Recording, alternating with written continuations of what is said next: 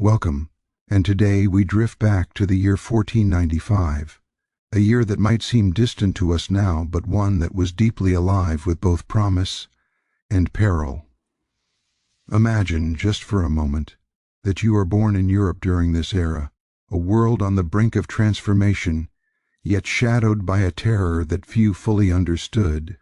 The air you breathe, the streets you walk, and even the people you call family are all part of a landscape where life is as fragile as it is beautiful. Europe at the close of the 15th century was a continent of contrasts, where brilliant discoveries in art, science, and culture coexisted with fear, ignorance, and suffering. It was a time when humanity was awakening to new ideas, yet still vulnerable to forces beyond its comprehension. In 1495, the Renaissance was sweeping through the continent, bringing with it a spirit of curiosity and innovation. Artists like Leonardo da Vinci and Michelangelo were creating works that would outlive their own era, pushing the boundaries of what was considered possible in painting, sculpture, and architecture. Cities like Florence, Venice, and Paris were buzzing with energy, their streets filled with merchants selling exotic goods, scholars debating philosophy, and performers entertaining crowds with music and theater. The printing press, invented just decades earlier, was beginning to spread knowledge more widely than ever before, allowing ideas to travel faster than people could. It was an age of promise, discovery, and excitement, yet it was also a time when the mysteries of the human body and disease were largely misunderstood. For a child born in 1495, the first breaths of life came in a world both vibrant and terrifying. Syphilis, a disease that would come to haunt Europe with unprecedented severity, had already begun its rapid spread across the continent. At the time, nobody fully understood what caused it or how it was transmitted. Some believed it to be a punishment from God for sin, while others blamed foreign armies, exotic spices, or even the alignment of the stars. The truth was far more complicated. Syphilis, like many diseases of the era, was invisible, insidious, and deadly, spreading silently from person to person in a way that frightened everyone, from peasants in the countryside to kings and queens in their palaces.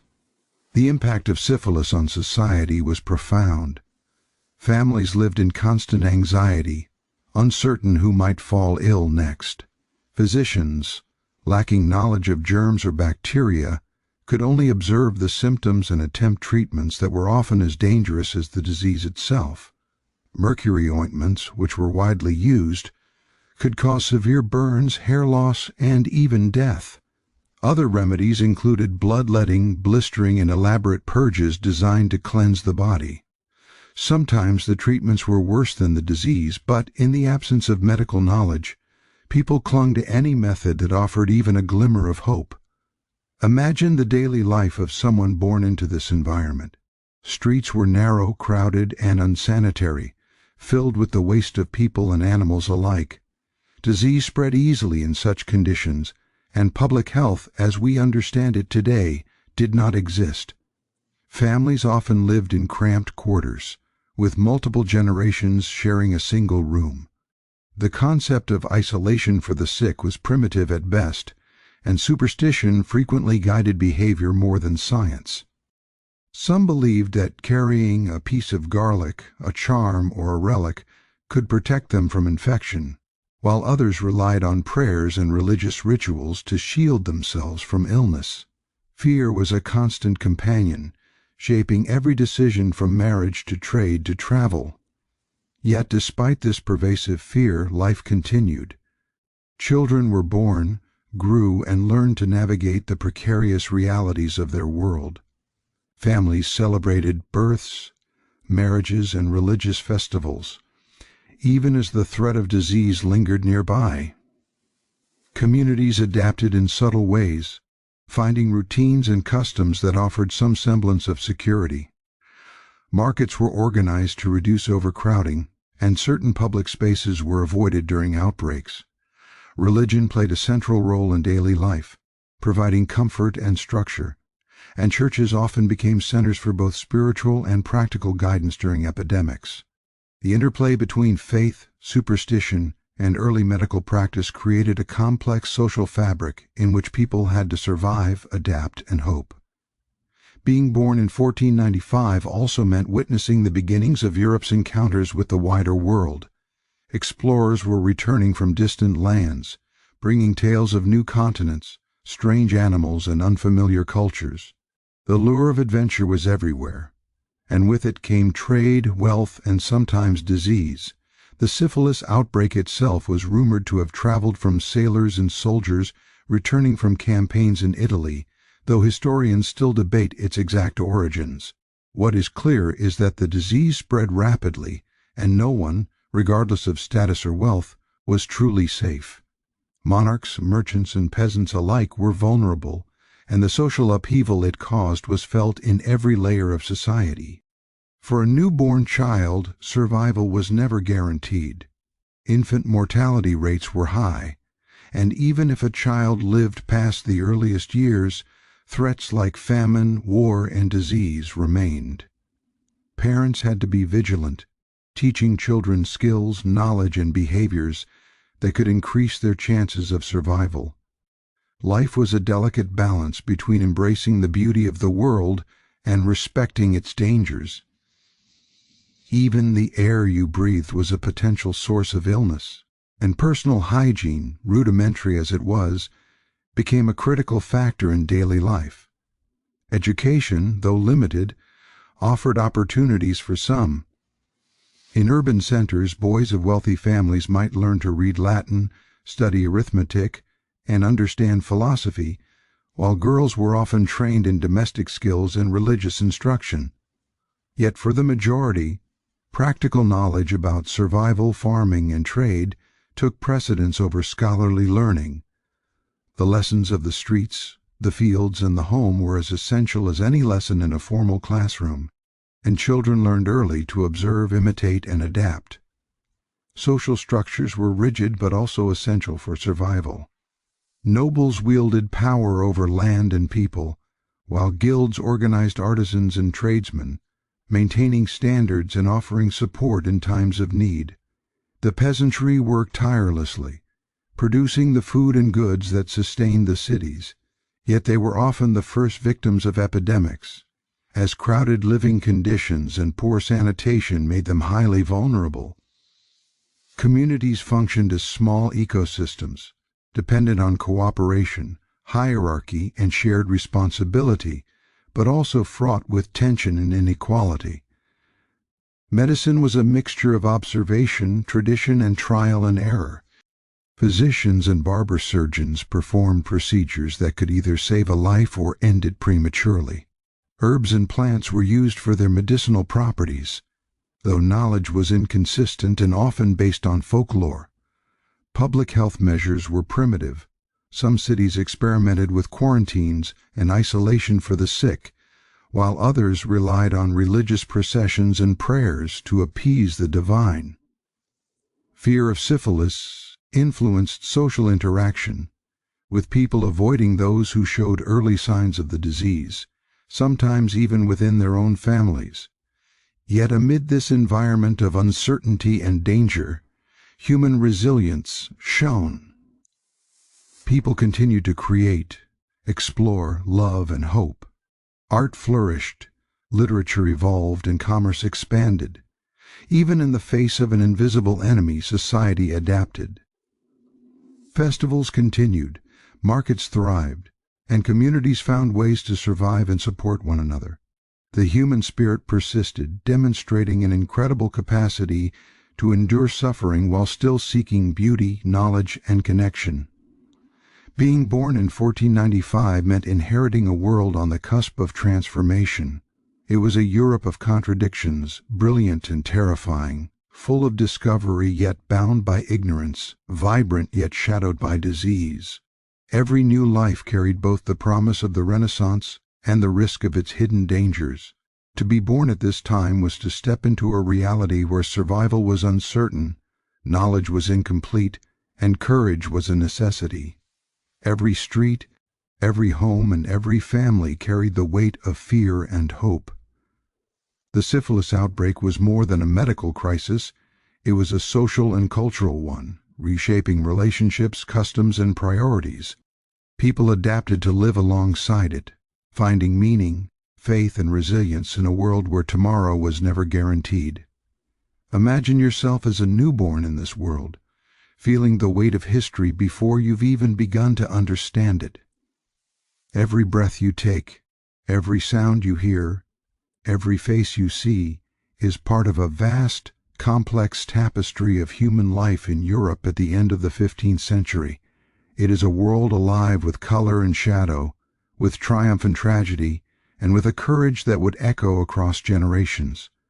To be born in 1495 Europe during the syphilis outbreak is to inherit uncertainty, fear, and fragility, but also the enduring spark of human resilience.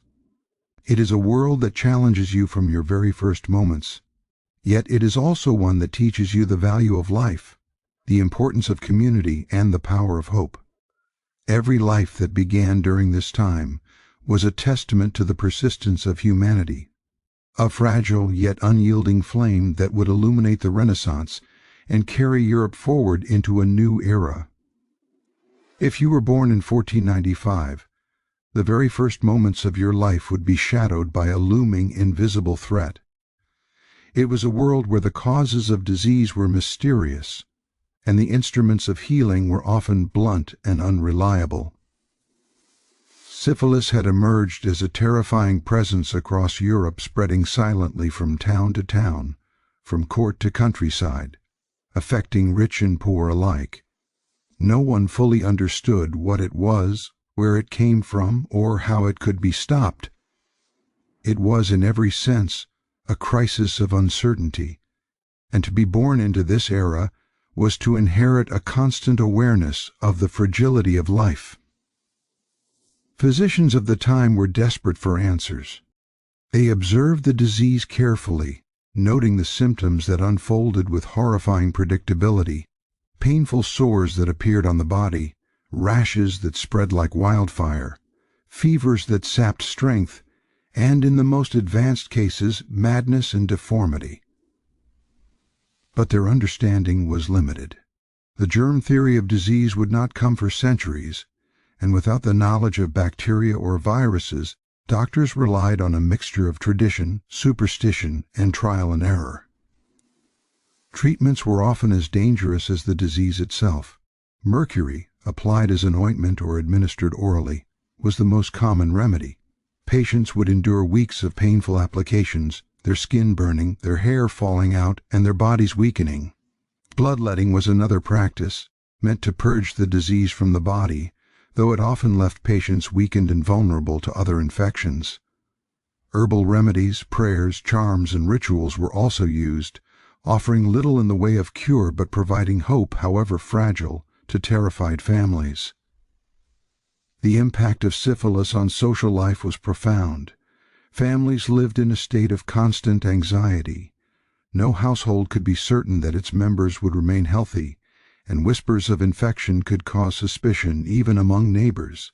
Entire communities could be destabilized by fear, as people tried to avoid the afflicted and the potentially contagious. If someone showed the earliest signs of syphilis, they were often isolated, sometimes forcibly, and the stigma could follow them for life. For children, growing up in such an environment meant learning early about the precariousness of existence.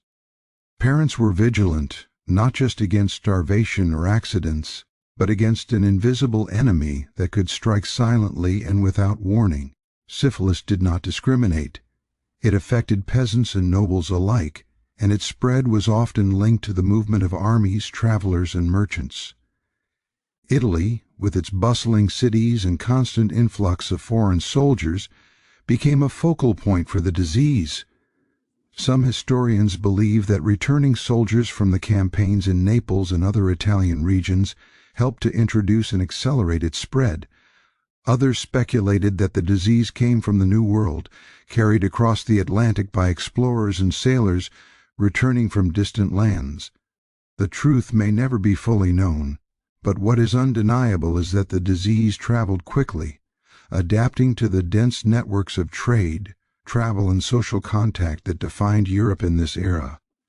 Life in towns and cities was particularly dangerous. Streets were narrow and crowded, filled with the refuse of daily life, animals, and human waste. Public sanitation was minimal, and understanding of how disease spread was rudimentary. Physicians did what they could, often prescribing elaborate rituals of cleansing, herbal treatments, and diet restrictions. But without knowledge of pathogens, their methods were limited. The social fabric was strained as people tried to protect themselves, avoid contact with the sick, and make sense of a world in which disease could appear suddenly, strike indiscriminately, and leave lasting consequences. The fear of syphilis extended into every aspect of life. Marriage arrangements were influenced by considerations of health, and some families delayed unions out of concern for infection. Even casual contact, such as attending a market or a festival, carried risks. Touching another person, sharing a bed, or even being in the same room with someone visibly afflicted could provoke anxiety.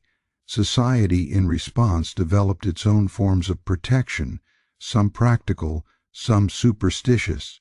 Protective amulets, prayers, religious rituals, and even isolating buildings were employed to ward off the invisible enemy. Public health measures were primitive, yet communities instinctively understood the need for caution. The psychological impact on children born during this time cannot be overstated. They grew up witnessing the fragility of life firsthand. Families grieved openly as death was a common companion. Parents spoke in hushed tones about illness, cautioning their children against danger while also trying to instill resilience. The child learned early that life was precious and uncertain, that trust could be fragile, and that survival required constant vigilance. The lessons of fear, hope, and adaptation were woven into daily life, creating a generation acutely aware of mortality and human vulnerability. At the same time, life demanded adaptation and resilience. Parents and communities learned to navigate the risk of disease while still maintaining the rhythms of daily existence. Markets continued to operate, artisans continued to work, and religious institutions provided guidance, consolation, and social cohesion. Faith played a central role, offering both explanation and comfort. Many believed that syphilis was a punishment from God, a visible manifestation of divine displeasure, and religious rituals were employed to seek mercy, protection, or healing. Pilgrimages, prayers, blessings, and offerings became a way to confront the uncertainty and fear that dominated every household. The treatment of syphilis also reflected the complex intersection of science, superstition, and desperation. Physicians and barber-surgeons often worked in tandem, their methods reflecting centuries of accumulated experience as well as trial-and-error experimentation. Mercury, despite its dangers, remained the most common treatment because it occasionally alleviated the symptoms. Patients endured weeks of burning ointments, blistering, and purges, sometimes emerging weakened, scarred, or even dead.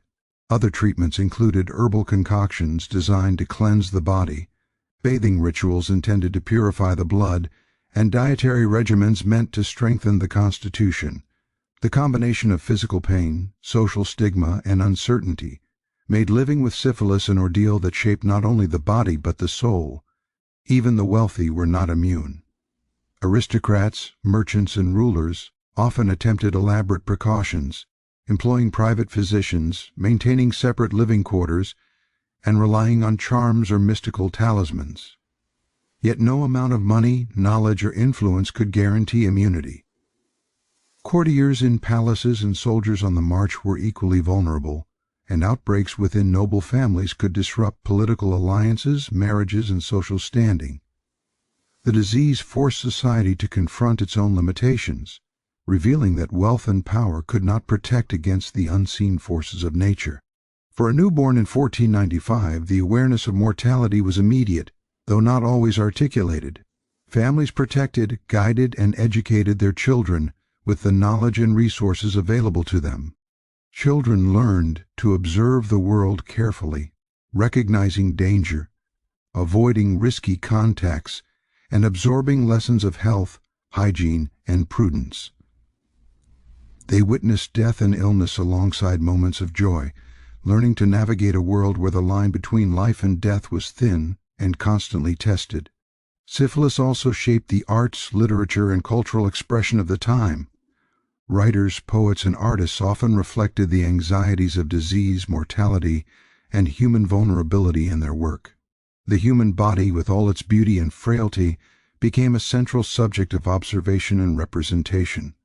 In literature and theater, stories of illness, suffering, and survival served as both entertainment and moral instruction, reminding audiences of the precariousness of life while offering lessons in resilience and morality.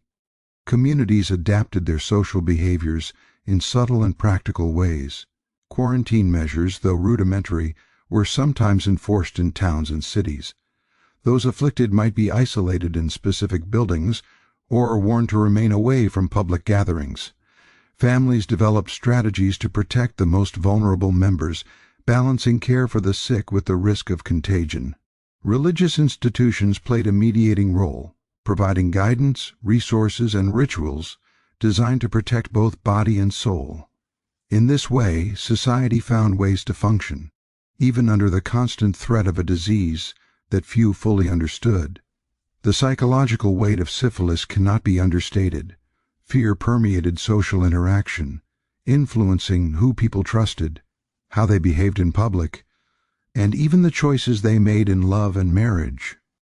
Stigma attached to the disease could isolate families, limit opportunities, and create a persistent sense of vulnerability.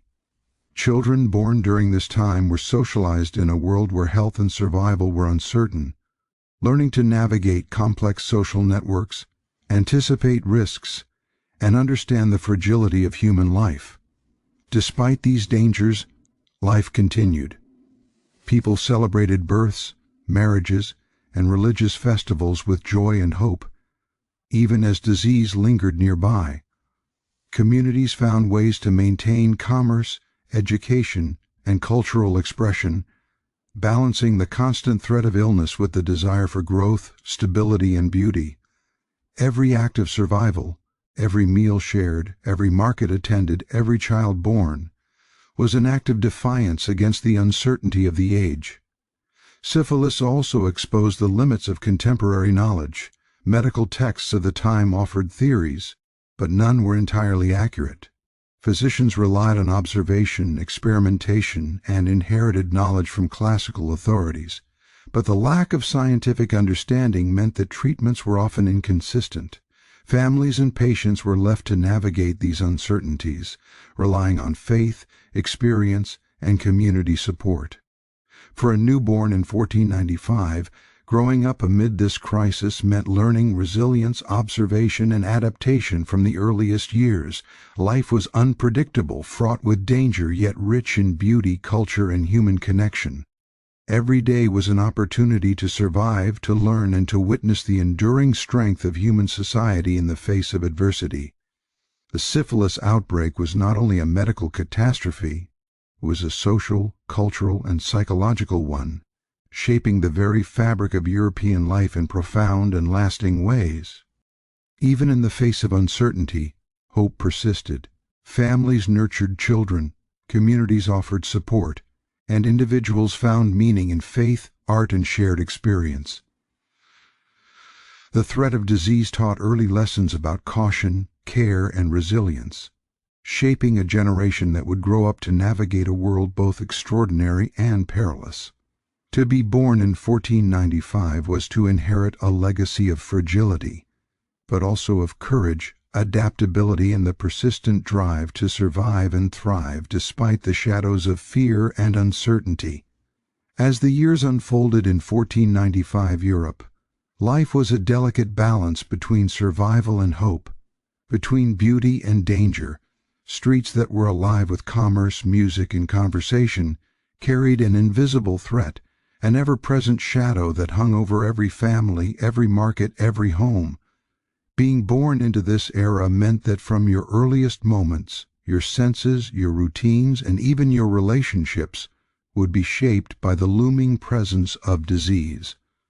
Syphilis, in particular, left a mark not only on bodies but on society itself, changing the ways people lived, worked, and interacted. It was a time when every gesture, every touch, every shared meal could carry risk, yet humanity adapted, persevered, and found ways to continue living in the face of uncertainty.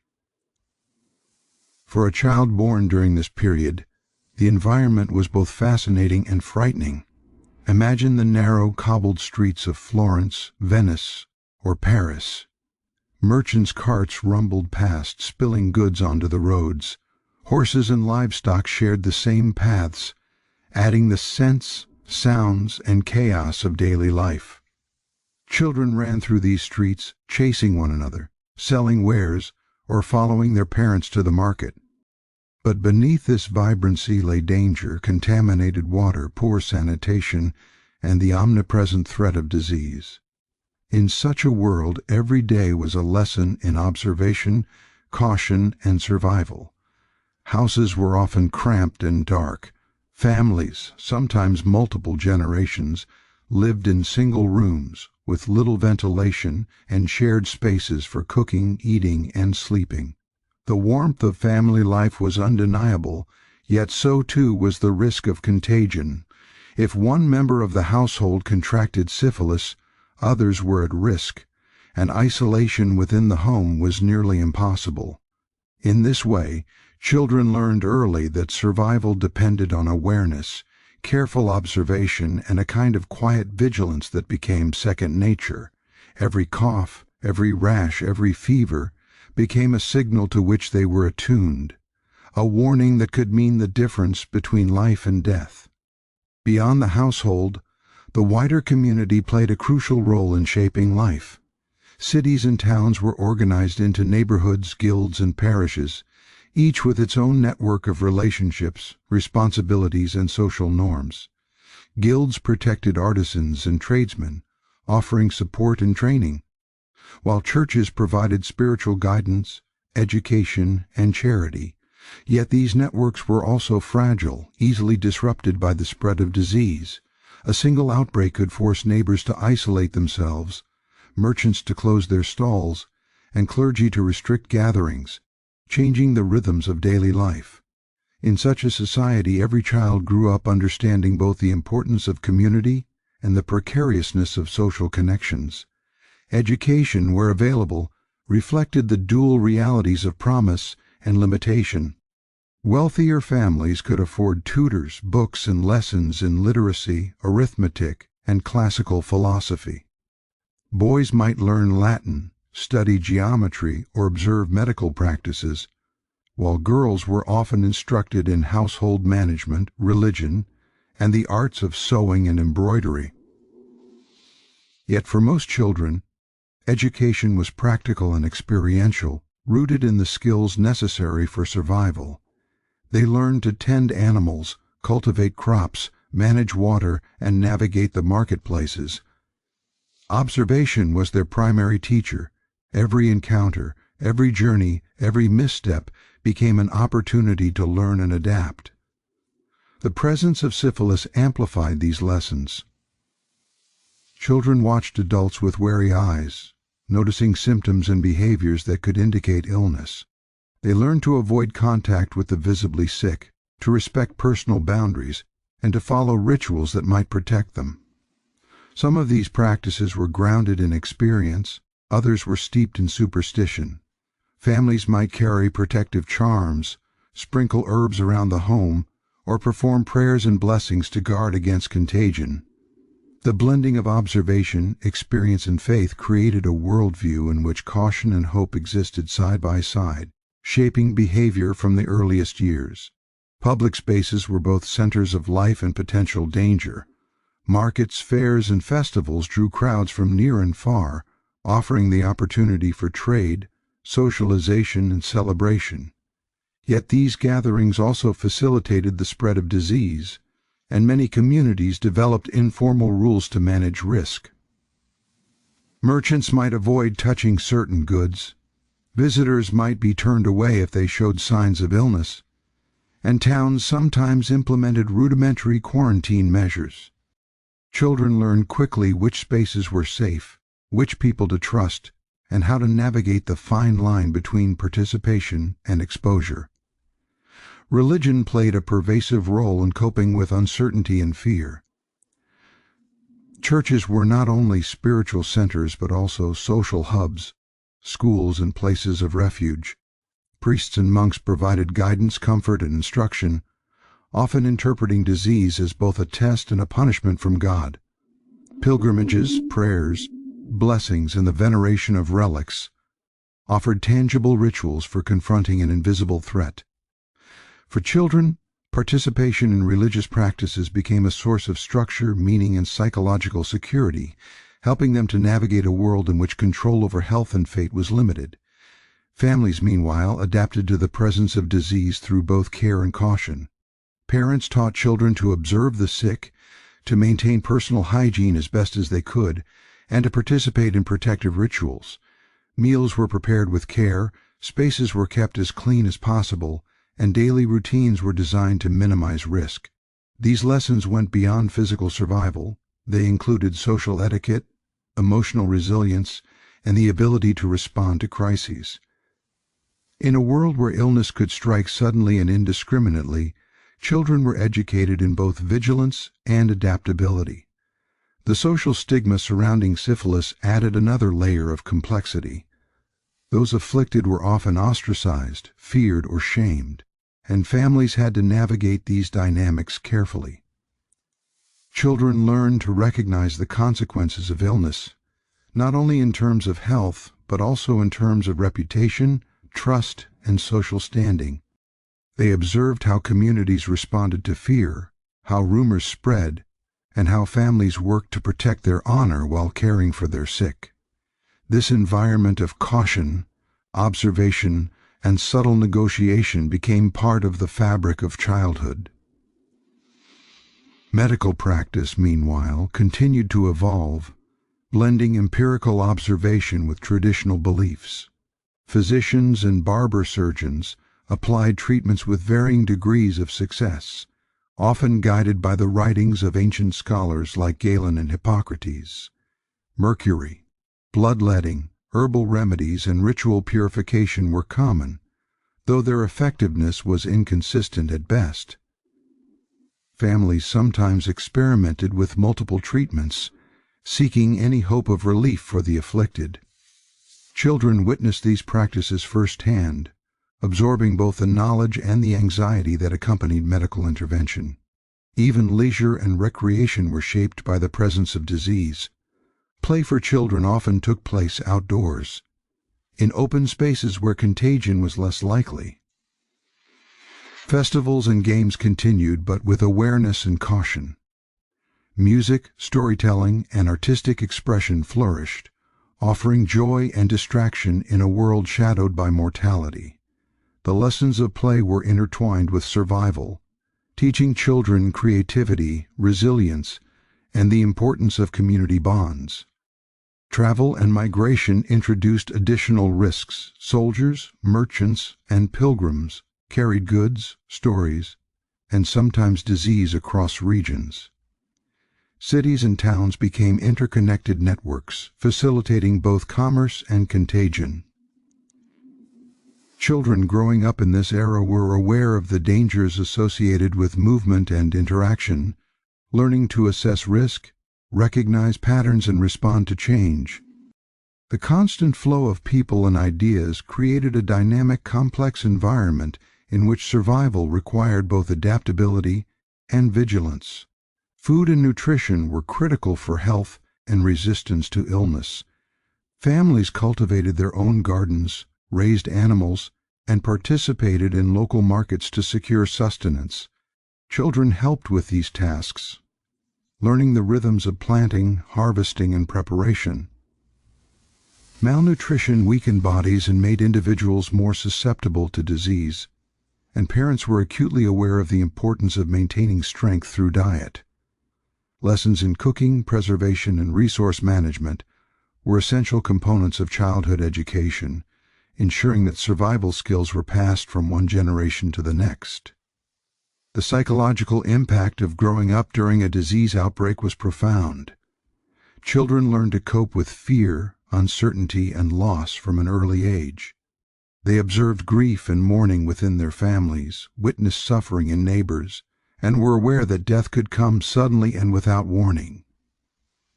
These experiences shaped resilience, empathy, and an understanding of the impermanence of life. Children were taught to navigate both the tangible threats of disease and the intangible burdens of anxiety, hope, and expectation. Despite the pervasive presence of disease, life was not defined solely by fear. Creativity, exploration, and cultural expression flourished alongside survival. Artists, musicians, writers, and craftsmen continued to innovate, drawing inspiration from the beauty of the world and the challenges of their environment. Children growing up in this era absorbed these cultural lessons, learning to balance practical survival with aesthetic appreciation, moral instruction, and intellectual curiosity. The interplay of threat and beauty, danger and opportunity shaped the worldview of every generation born into these conditions. The threat of syphilis also influenced relationships and social interaction. Courtship, marriage, and family life were conducted with awareness of the disease's risks. Young people learned to assess potential partners, observe health indicators, and navigate social expectations carefully. Love and intimacy existed within a framework of caution, and families played active roles in mediating relationships to protect both health and reputation. These dynamics taught children the complexities of trust, judgment, and negotiation, skills that would serve them throughout life. Governments and rulers struggled to manage the epidemic, with varying degrees of success. Some cities imposed quarantines, restricted movement, and attempted to enforce hygiene practices. Others relied on religious authorities to interpret and manage outbreaks. Policies were often inconsistent and unevenly applied, reflecting the limited understanding of disease transmission. For children, this meant growing up in a world where authority, rules, and guidance were fluid, requiring adaptability and observation to navigate daily life successfully. In summary, life in disease-stricken Europe was a constant negotiation between threat and survival, risk and resilience. Children born in 1495 learned to observe carefully, act cautiously, and adapt continuously. They navigated a complex web of family, community, and societal expectations while contending with the ever-present threat of syphilis. Yet within this environment, human ingenuity, cultural expression, and communal bonds thrived. Life demanded vigilance and courage, but it also offered moments of joy, learning, and discovery that shaped the worldview, character, and resilience of the generation that grew up in these extraordinary times. Even amid the fear, chaos, and uncertainty of 1495 Europe, the human spirit continued to assert itself quietly, persistently, and remarkably. Life did not pause for disease, nor did it surrender to the shadows of illness. Children grew, families persisted, and communities sought ways to adapt, survive, and even flourish despite the ever-present threat of syphilis.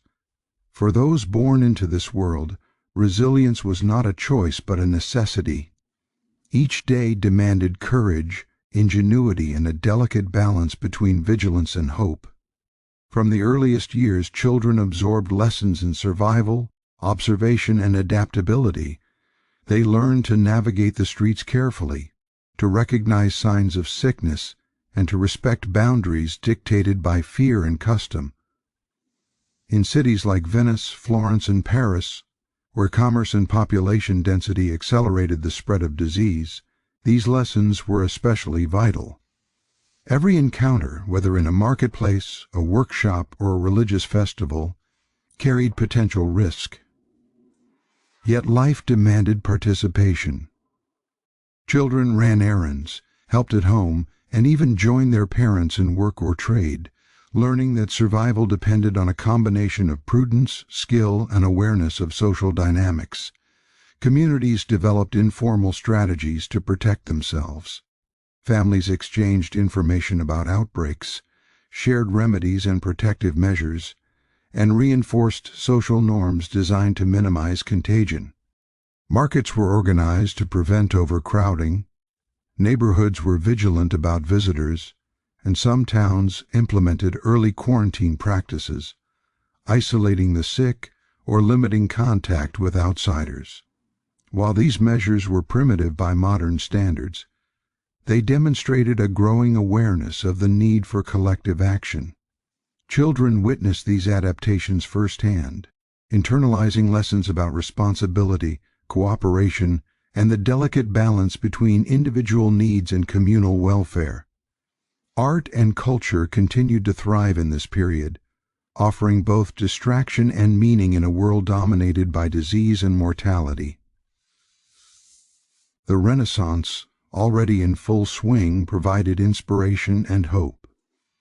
Painters captured the beauty of human form, the vibrancy of nature, and the intricacies of city life, reminding citizens of the world's potential despite its dangers. Sculptors worked in stone and bronze, creating monuments that would outlast generations, symbols of endurance and permanence amid uncertainty. Music filled churches, homes, and public spaces, offering solace, celebration, and spiritual reflection. Literature explored human emotion, morality, and the complexities of existence, often weaving in themes of mortality, illness, and resilience. Children growing up in this environment absorbed the lessons of culture alongside those of survival, learning that beauty and expression could coexist with fear and hardship. Religious life remained central to the experience of living in disease-stricken Europe. Churches provided spiritual guidance, social cohesion, and practical support. Priests and monks interpreted illness as both a test and a moral lesson, guiding communities in rituals, prayers, and pilgrimages designed to protect health and soul alike. Festivals, processions, and ceremonies continued, offering a sense of continuity and normalcy. For children, participation in religious life provided structure and reassurance. The interplay of faith and survival taught them to navigate uncertainty with both caution and hope, to seek meaning amid suffering, and to recognize the interconnectedness of body, mind, and spirit. The domestic sphere was both a site of vulnerability and a locus of resilience. Families worked together to maintain cleanliness as best they could, prepare nutritious meals, and provide care for the sick.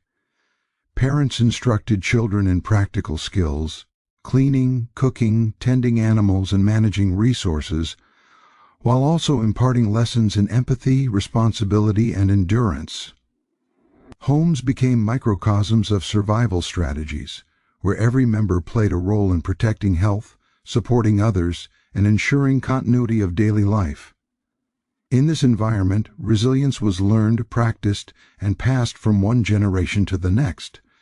Medical practices, though limited, reflected both adaptation and ingenuity. Physicians experimented with treatments derived from ancient knowledge, observation, and improvisation. Mercury ointments, herbal remedies, bloodletting, and purges were common, though inconsistently effective. Families often combined these methods with faith-based practices, creating a holistic approach that blended observation, ritual, and hope. Children grew up observing these practices, internalizing both the logic and the fear inherent in medical care. They learned that healing was often as much about persistence, patience, and social support as it was about physical intervention. Social life continued despite the risks. Markets, fairs, and public gatherings remained essential for trade, communication, and cultural exchange. Guilds ensured that artisans could continue their work, maintaining standards, passing on skills, and offering support in times of illness.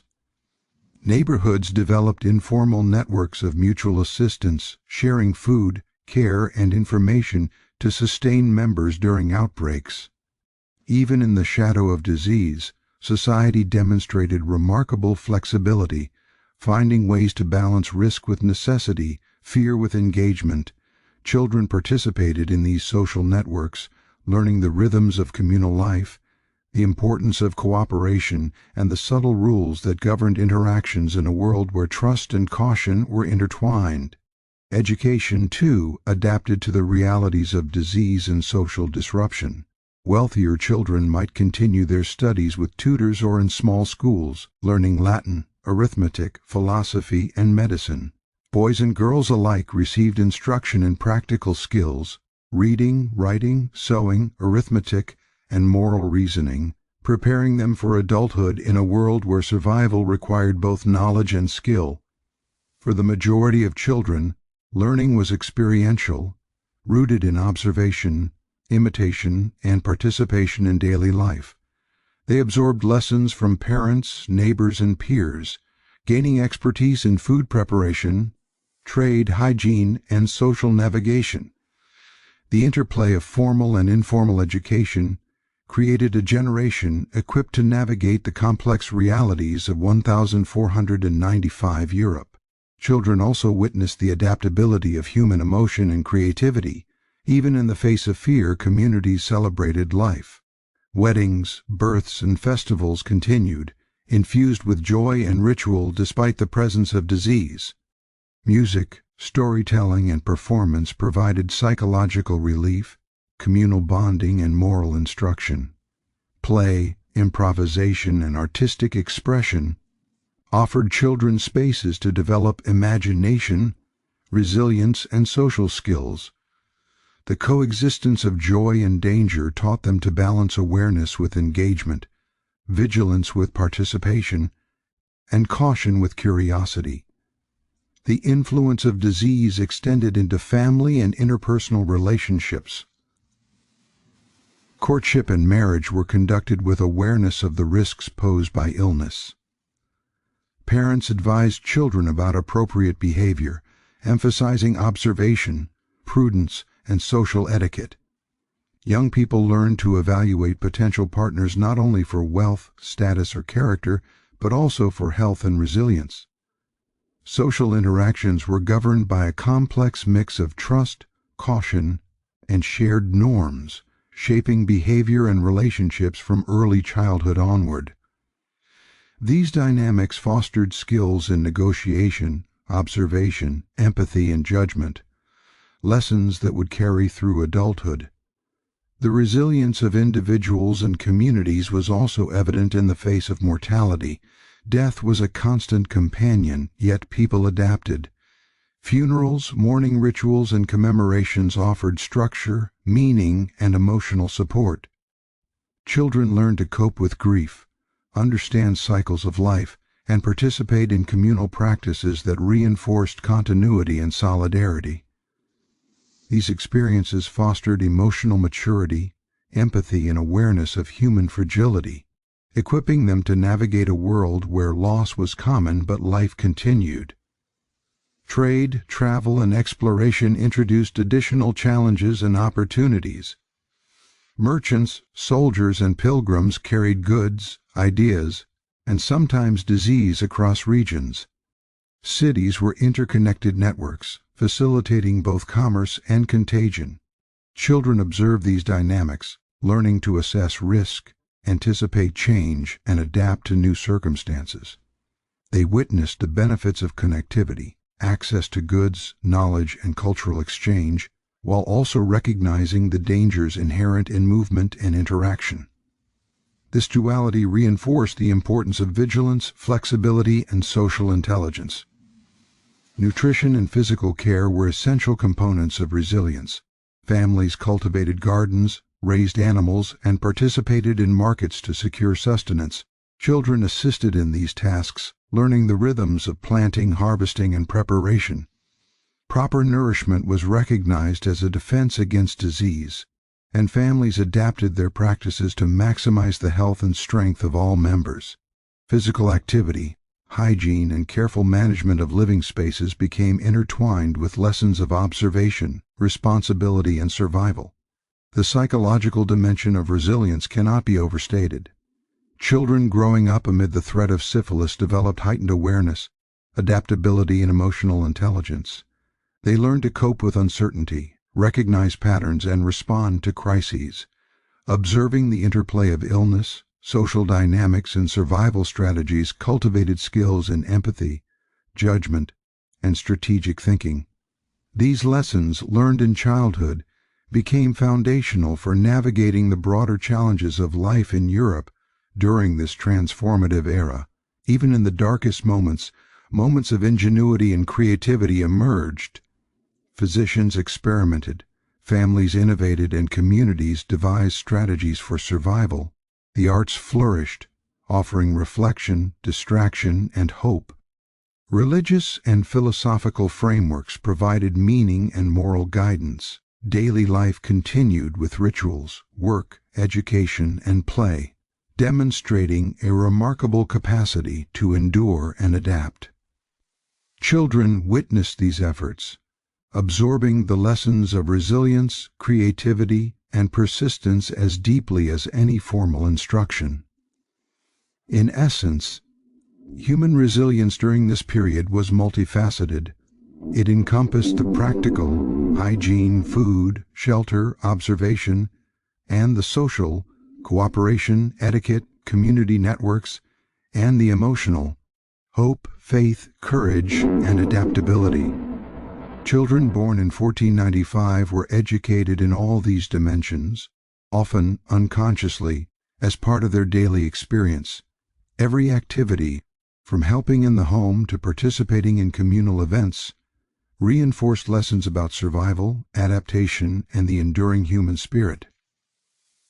Resilience was not passive, it was active, embodied, and learned through experience.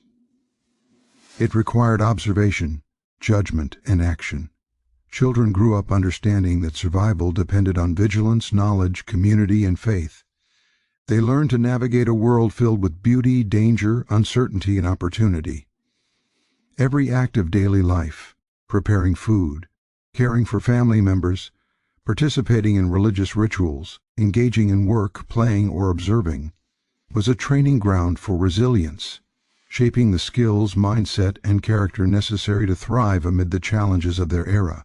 In conclusion, life in 1495 Europe during the syphilis outbreak was defined not only by fear and disease, but by human resilience, creativity, and adaptability. Children, families, and communities developed strategies to survive and thrive, balancing caution with participation, hope with vigilance, and observation with engagement. Art, religion, social networks, education, and daily routines all contributed to a rich tapestry of survival strategies. Resilience was learned, practiced, and internalized from the earliest years, shaping individuals capable of navigating a complex, unpredictable, and often perilous world. Even in the shadow of disease, life persisted, culture flourished, and humanity endured, demonstrating that resilience is not merely the absence of adversity, but the capacity to face it, adapt, and continue living with purpose, courage, and hope. Being born in 1495 Europe meant entering a world in which uncertainty was woven into every aspect of daily life. From the moment a child took their first breath, the rhythms of survival and the specter of disease shaped existence. Life was a fragile balance of hope and fear, of learning to navigate a world both magnificent and perilous. The syphilis outbreak had introduced a constant awareness of mortality, yet human societies adapted, developing strategies and routines that allowed communities not only to survive but to maintain a sense of continuity and purpose. For children, growing up in this environment required lessons in observation, adaptability, and emotional resilience, even before they could fully understand the nature of the dangers around them. Families played a central role in shaping the early experiences of children. Parents were both protectors and teachers, guiding the young through a landscape fraught with risk. Infants were nurtured carefully, their hygiene monitored closely, and their exposure to potential disease vectors controlled whenever possible. In households, older siblings often took active roles in caregiving, assisting with chores, fetching water, and tending to the ill. These responsibilities were not just practical but formative, teaching children early lessons in empathy, responsibility, and the social structures that bound families and communities together. Children absorbed these lessons through repetition and observation, internalizing behaviors that would help them navigate both the domestic sphere and the wider world. The home itself was a microcosm of strategies for survival. Space was used efficiently to reduce exposure to disease. Rooms were often multi-purpose, but care was taken to isolate individuals showing signs of illness whenever possible. Herbs, incense, and rudimentary sanitation measures were employed to maintain a semblance of cleanliness, even when understanding of germs was non-existent. Meals were prepared with attention to nutritional balance, as strength and vitality were seen as essential defenses against disease. These practices reflected both cultural wisdom and practical necessity, teaching children that care for the body and attention to daily routines were vital components of survival. Children grew up acutely aware of the social implications of illness. Syphilis, in particular, carried a heavy stigma. Families with infected members could be ostracized, and children learned that social survival depended not only on physical health, but also on reputation, caution, and awareness of societal norms. From an early age, they were taught to recognize signs of illness, avoid risky interactions, and navigate the complex social web of neighbors, guilds, and religious institutions. These lessons were often learned through observation and imitation rather than formal instruction, as children absorbed both the explicit guidance of adults and the subtle cues of social interaction. Education was both formal and informal, reflecting the dual necessities of intellectual development and practical survival. Wealthier children might receive instruction in reading, writing, arithmetic, and Latin, preparing them for positions in administration, trade, or religious life. Girls were often trained in domestic skills, needlework, and moral instruction, equipping them to manage households and participate in social networks. For the majority of children, however, education was experiential, rooted in participation in daily life. They learned skills essential for survival, tending animals, cultivating crops, cooking, cleaning, managing water and food supplies, and navigating marketplaces. Observation, repetition, and mentorship formed the core of this education, instilling practical knowledge alongside social and emotional intelligence. Play and leisure, though constrained by the realities of disease, remained integral to childhood development. Children engaged in games, sports, and imaginative play, often outdoors where the risk of contagion was lower. These activities provided not only recreation but also lessons in strategy, cooperation, negotiation, and resilience. Play became a training ground for life, teaching children how to assess risk, adapt to changing circumstances, and interact with peers in ways that fostered both social cohesion and personal growth.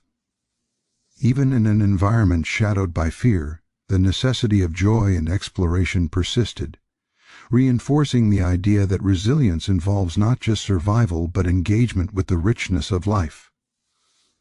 Religion remained a pervasive influence on growing up in this era. Churches served not only as spiritual centers but also as schools, community hubs, and sources of moral and practical guidance. Children participated in rituals, prayers, and festivals that reinforced communal bonds and offered psychological reassurance. Clergy interpreted disease as both a test and a moral lesson, shaping attitudes towards suffering, endurance, and hope. Religious education taught children to navigate the uncertainties of life with faith, discipline, and a sense of moral responsibility. The lessons of religion intertwined with practical survival strategies, creating a framework in which physical, social, and spiritual resilience were mutually reinforcing. The broader social environment demanded adaptability. Cities and towns were vibrant but precarious spaces. Markets teemed with activity, artisans honed their crafts, and streets overflowed with travelers and merchants. Yet these same spaces were vectors for contagion.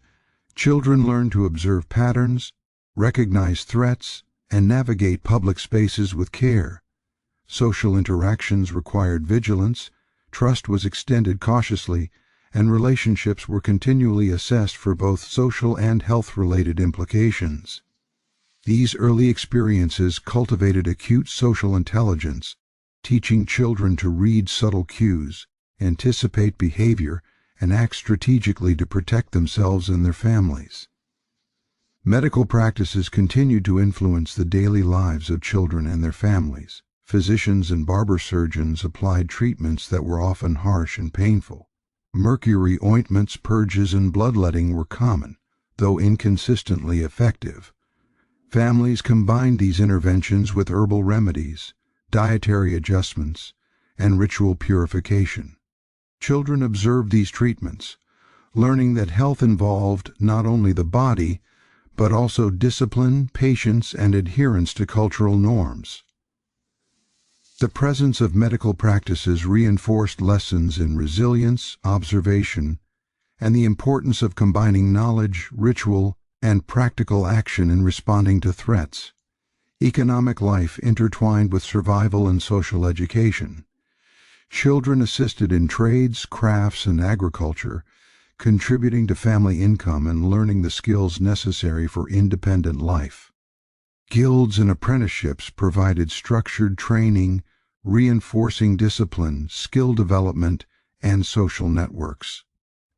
The intersection of economic activity and survival strategies meant that children understood early the importance of productivity, resource management, and adaptability.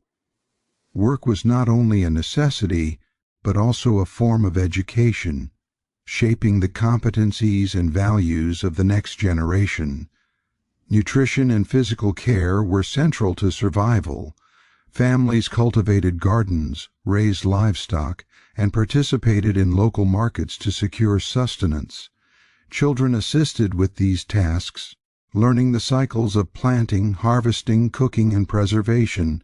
Understanding the relationship between diet, strength, and resilience became part of the practical education that prepared them for the physical and social challenges of life. The lessons of nutrition, hygiene, and physical maintenance were reinforced daily, becoming second nature and deeply embedded in their understanding of how to navigate a precarious world. The psychological and emotional dimensions of childhood in this era were equally significant. Children grew up witnessing illness, death, and social disruption, learning to cope with grief, fear, and uncertainty. Families provided guidance, rituals, and emotional support, helping children develop resilience, empathy, and moral understanding. Observing the interplay of suffering and care taught them that life demanded both vigilance and compassion. They learned that survival involved not only physical endurance, but also emotional intelligence, patience, and the capacity to support others in times of crisis. Travel and exposure to broader cultural and social networks shaped childhood understanding of the wider world. Hence, pilgrims and soldiers brought news, goods, and ideas from distant regions. Children learned to navigate unfamiliar environments, assess risk, and adapt to new circumstances. These experiences reinforced lessons in observation, judgment, and social negotiation. Exposure to diverse people and practices also expanded their understanding of human behavior, resilience, and the strategies necessary to navigate complex, interconnected societies. Art, storytelling, and cultural expression provided additional layers of learning and resilience. Children absorbed lessons in moral reasoning, creativity, and social norms through participation in cultural life. Music, theater, and narrative provided not only entertainment, but also guidance on human behavior, ethics, and survival. Stories often emphasize the consequences of folly, the virtues of courage, and the importance of strategic thinking. By engaging with these cultural narratives, children internalized values, norms, and strategies that would inform their decisions and actions throughout life. The threat of disease shaped not only domestic and public life, but also personal relationships.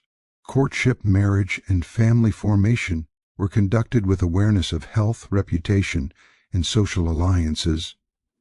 Children observed the negotiation of social norms, learning about trust, caution, and strategic engagement. The experience of growing up amid fear of contagion instilled a nuanced understanding of human behavior, social dynamics, and the importance of long-term planning. These lessons were subtle, absorbed through observation, imitation, and participation rather than formal instruction, yet they profoundly influenced the development of social intelligence.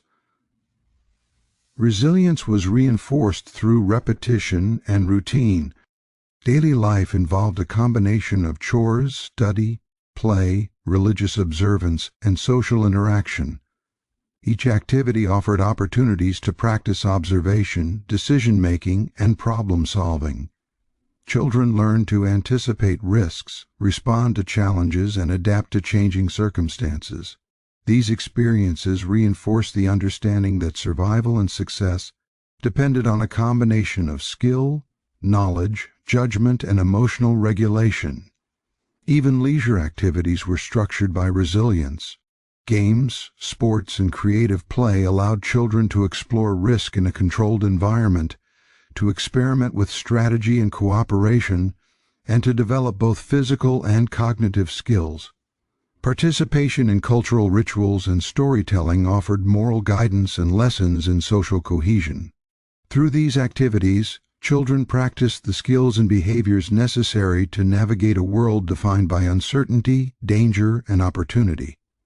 In conclusion, growing up in 1495 Europe meant learning to navigate a world in which uncertainty was a constant companion.